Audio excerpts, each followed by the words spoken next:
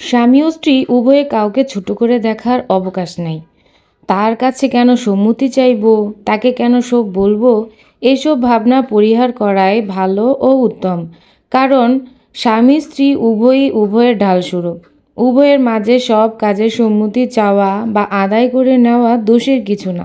সংসার জীবনে সুখের মূল হবে সম্মতি, দুজনের মধ্যে বোঝাপড়া। কাউকে বড় করে বা কাউকে ছোট করে ভাবার বা দেখার কোনো অবকাশ নেই।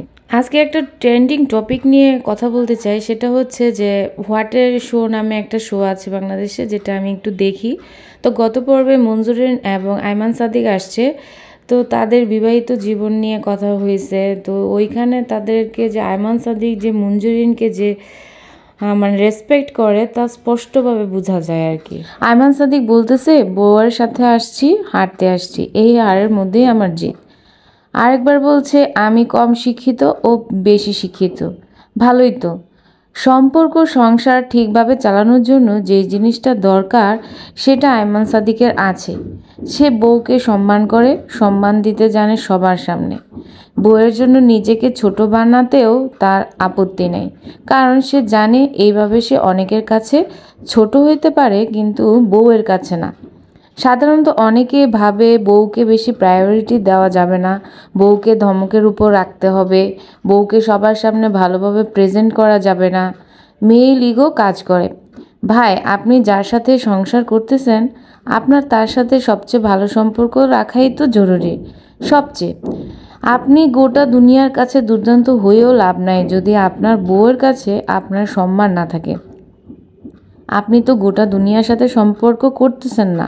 আমি এরকম অনেক দেখছি যে বউকে সম্মান দেওয়া, বউয়ের পরামর্শ নেওয়া, বউয়ের ব্যাপারে সবাইকে গর্ব করে বলা, মানুষজন সংসার জীবনে ভালোই থাকে।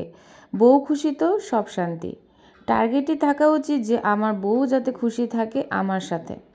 যারা বউকে নিজের প্রতিদ্বন্দ্বী ভাবে, এরা কোথাও সফল হয় না, কোথাও না। মানুষটা আপনার নিজের মানুষ, তার খুশি আপনার খুশি, তার সফলতা আপনার সফলতা।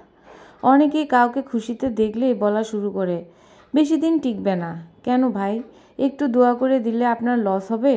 বদনজরে তাকায়েন না, মানুষের ভালো থাকা দেখলে কষ্ট পায়েন না। আমাদের আসলে উচিত যে একজনের যদি ভালোও না করতে পারি, কিন্তু এরকম কোনো কাজ করা উচিত না যে আমাদের জন্য তাদের সম্পর্কের মধ্যে কোনো ফাটল ধরে বা একজনের সংসারটা ভেঙে যায়। তো এরকমই আসলে হওয়া উচিত আমাদের সবারই।